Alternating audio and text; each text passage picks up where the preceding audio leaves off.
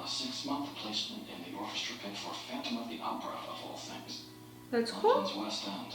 Total tourist bullshit, but she was excited, as she was.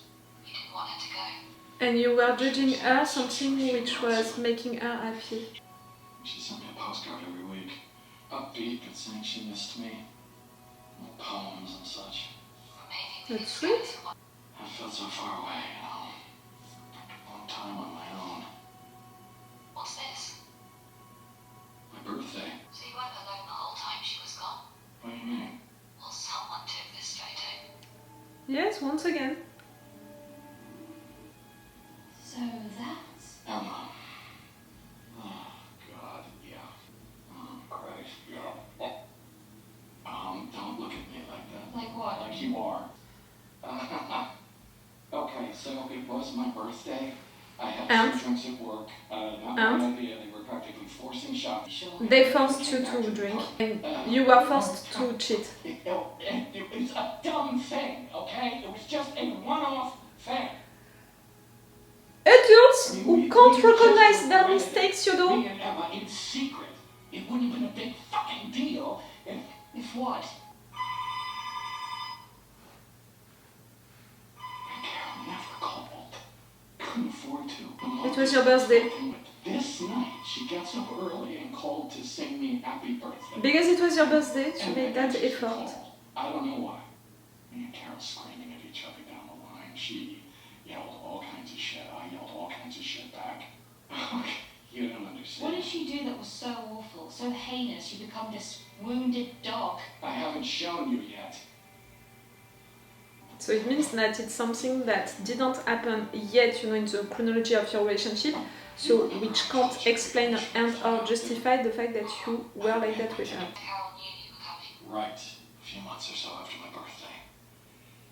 After you cheating on She was her. staying in this British family spare room. Took her suitcase back to the hotel, and we went out for dinner to a fancy restaurant. I'd read this article about it on the flight. When I landed, I called to see if they had a table for 2. I think they bumped someone when I told them what I was going to do. You were gonna do what? You were gonna propose? After cheating, you're proposing? That's your way of repairing a relationship? Oh, you. She looked kind of the same, but different. She put on weight, but I couldn't see that. I thought she looked beautiful.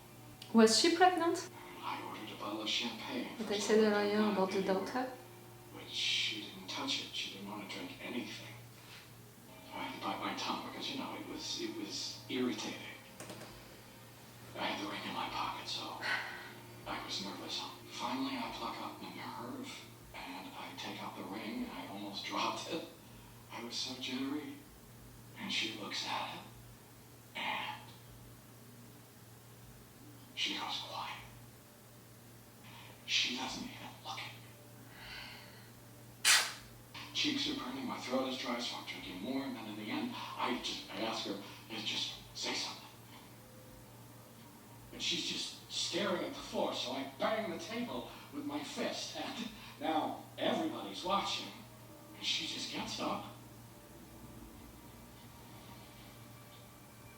and walks out. I'm sorry that you had to leave that, There's just silence. but It's just the clang in the kitchen.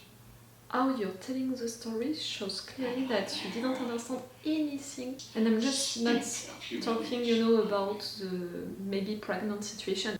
They told me I didn't have to pay for it, but I insisted I would. I didn't want their pity. No, because you can provide your own. Why? You had pity only for yourself. You were thinking only about yourself. You're talking a lot about how sad you were. I'm not saying that she was a big happy fucking sandwich, but she walked out on me.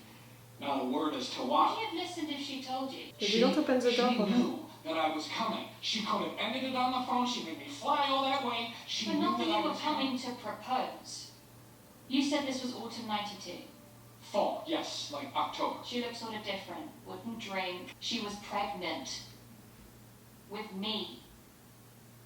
You're the doctor. I was right about Carol's daughter. The one she taught to play cello. You're not my dad. He was a one-night stand, played xylophone in the orchestra, believe it or not. You're Carol's daughter. Yes. Well, kind of. I'm a disposable avatar. Temp guide and echo, really. Why didn't you say? You said skip the intro. It was in the intro? She cheated with him. You mean followed your lead? Uh-huh. Just tell me. I never knew much about him. He was called Brian, and they were never together, and by the time I was born, he was in Manchester. I saw him maybe 5 or 6 times, and a year after that I heard he died of COVID. Oh boy. Oh no. He sounds like a real catch. Great choice, Carol. The Great fact that choice. you only stop on that information. She said she wrote to you to explain, or at least start the conversation, and you never replied. She never wrote to me. That's what she told me. Or I never got it. I didn't get it. I'd have listened. No, I don't know. We'd have talked it over. And you'd have heard her? Yes, I would. Yes, I would. I want to get out of here. What are you looking for? I just want to see what your camera picked up. So later maybe that she left you? Says Philly. System sharpen it up. There's a piece of paper here with Philly written on it. That's what she called me. Pretty sure it's her writing. Philip is just part of the image. You can't read it, you know. To pick it up. I'm sorry, that's just not how it works. Come on.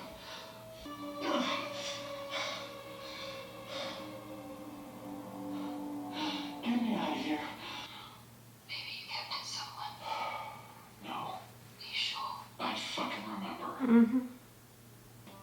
Oh.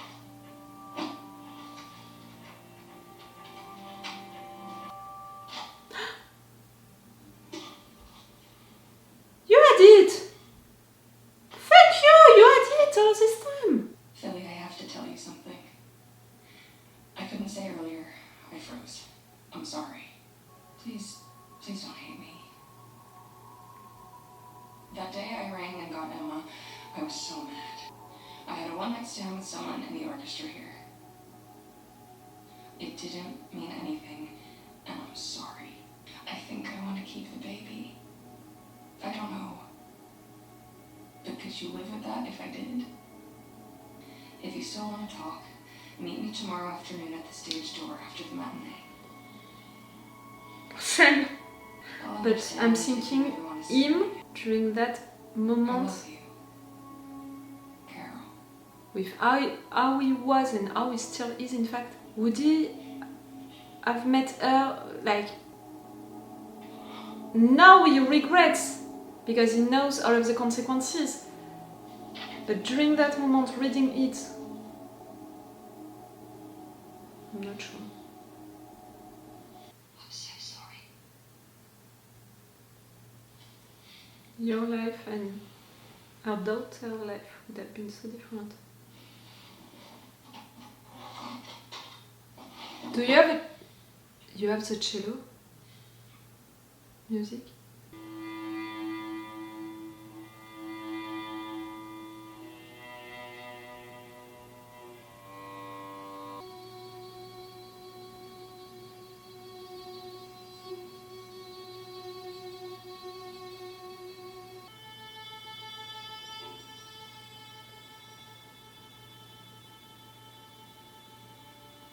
You're going to the funeral?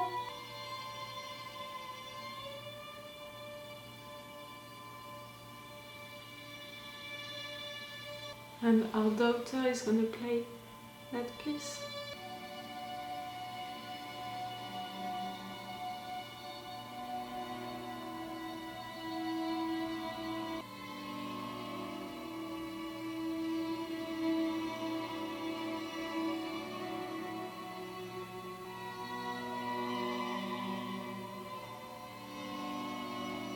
Are you gonna see her face at the end?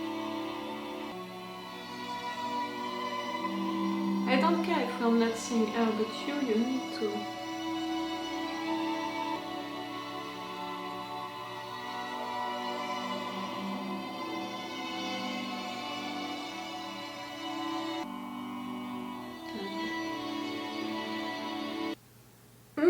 was a real nice episode. The end is sweet, but the process was painful to watch, to live, I'm sure. This episode for me is a true Black Mirror episode. I have the impression that each of my reviews of this season are beginning like that. Is it truly Black Mirror or not? I think that, like all of the fans, I was so surprised by the season 6 that I was impatient to discover this season 7, but at the same time I was going for it being a little like, is it gonna be the same or not? And I'm not one of the haters, you know, of the season 6. Me, I appreciated the season 6. I was surprised, but I appreciated it. So here, for this season, for sure, each episode I'm like, Black Mirror or not Black Mirror? Black Mirror. This one was Black Mirror. Because we're talking about a technology, all of the death businesses, it's already a subject on itself, believe me. Like, I studied it a little for something, and really all of the businesses around death, the fact that people are making so much money out of it, and I'm not just talking about the death businesses, you know, to take care of the body, to bury the person, or to for the ashes and stuff like that. I'm really thinking about all of the businesses around. You know, some who are already virtual, like to let note for the family online, so many things that we already have. In fact, a lot of businesses like that. So to have a virtual business for death, you know, death situations, about we're gonna contact for you people who knew that person, and we're gonna gather the memories that they had with that person. Clearly, it can happen really quick, that kind of business. And the fact that it's about downloading memories, photographies, and sharing the memories related to these photographies, like the technology about visiting the photos, I think can happen really quick. Already, we can make photos, old photos, we can make them look good, we can, you know, blurry photos, suddenly they can look great. Old photos, we can create colors for them and stuff, and we can also make these photos move. Like me, I did it for plenty of family photos through My Heritage, you know, that website. So the fact that we can visit these photos that we managed to get better, it's just the next step, and clearly it's something that now we could do with, you know, I can't remember the name.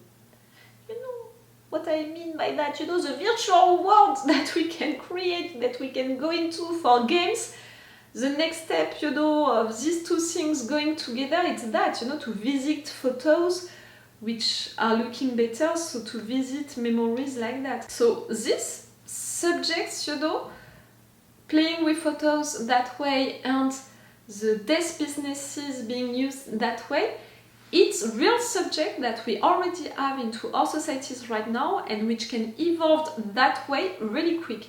So I'm glad that Black Mirror is talking about it, with the consequences going with it, with the fact that your loved ones, maybe they didn't want to share these memories with you. Like, is it truly useful to have people, every people who knew your loved one, sending you all of the things that they lived with that loved one? Like, okay, right there they are choosing what they can send, and that it's already great. Like, imagine if it wouldn't be the case, just you're uploading everything just like that. And no matter what, clearly, is it necessary in a time of grief? And is it just necessary no matter what to know all of that? Maybe, again, your loved one didn't want for you to know and to see all of that. I don't know. That guy, for me, he represents well that thing, you know, that you can have in therapy. And there is even, you know, a situation in therapy. In France, it's EMDR, EMDR. I'm going to search right there the right thing, you know, in English, which is making you visit memories and consider them with adult eyes in an objective way, without all of the emotions. involved into it, so you can put yourself into your own shoes, but with adult eyes, but also you can consider the entire situation. And right there, that guy, he made, in fact, the same experience, but he couldn't put himself into the other person's shoes.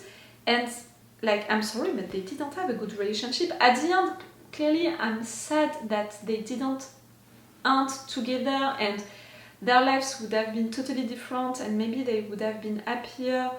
Him, apparently, for sure, and the daughter, she would have had a dad and all, but in fact, I'm not sure that it would have been a perfect situation, a happily marriage and all, when it was not a happily relationship that they had.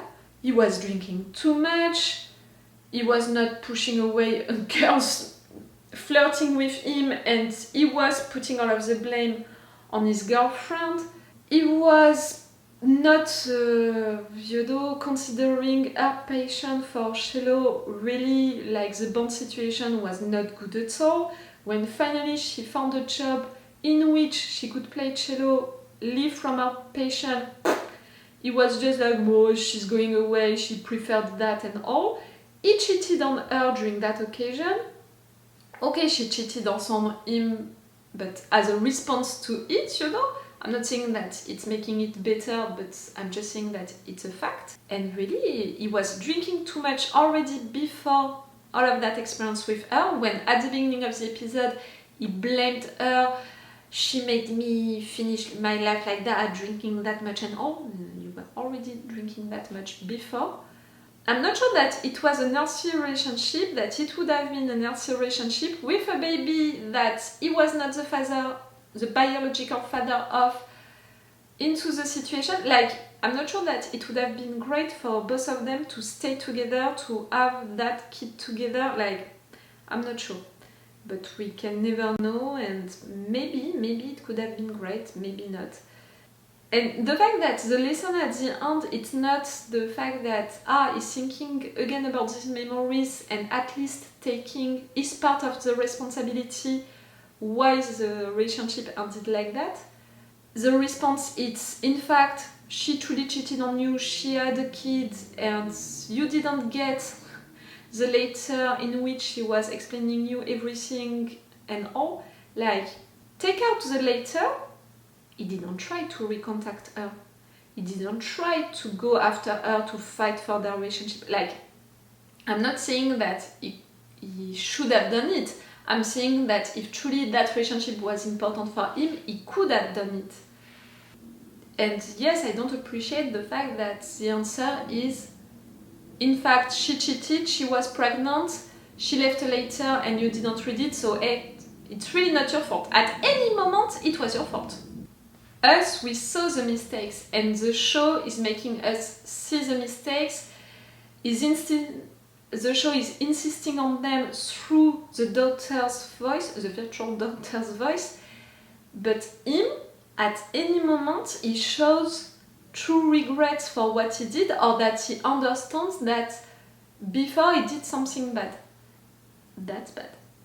So for sure I'm feeling sad for the character, but maybe that's why I'm not fully involving my feelings with him and I'm crying for him, his sadness and all, because I can see that the guy is not questioning himself even a little. The situation is not reconsidering the situation and showing empathy for the person in front of him, searching for reasons, searching for things. But that was a good episode. A good subject with the death businesses, with reviving memories, by moving, by going into the picture.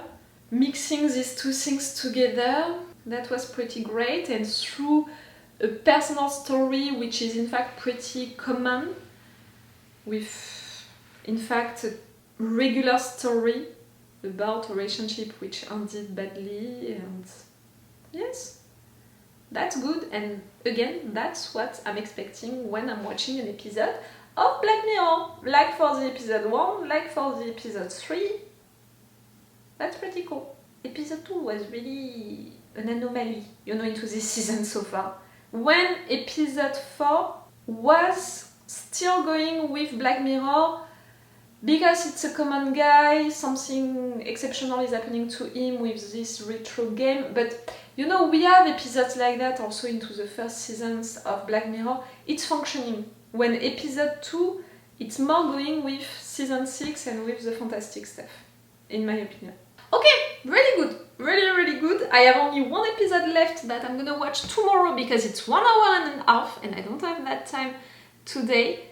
It's gonna be about the USS Callister. Again, it was the only episode of the season that I knew a little about because I watched the first part of this episode, you know, in fact, like you guys seasons ago.